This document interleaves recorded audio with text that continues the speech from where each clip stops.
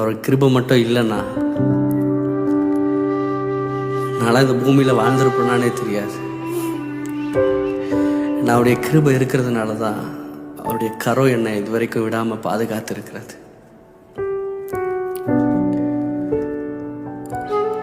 நம்ம கடந்து வந்த பாதையை திரும்பி பார்க்கும்போது எத்தனை நாசமோசங்கள்ல, எத்தனை அழுகை, எத்தனை கண்ணீர், எத்தனை வேதனை, நம்பினவர்களிடமிருந்து ஏமாற்றோம், சுற்றி இருந்தவர்களிடமிருந்து ஏமாற்றோம்.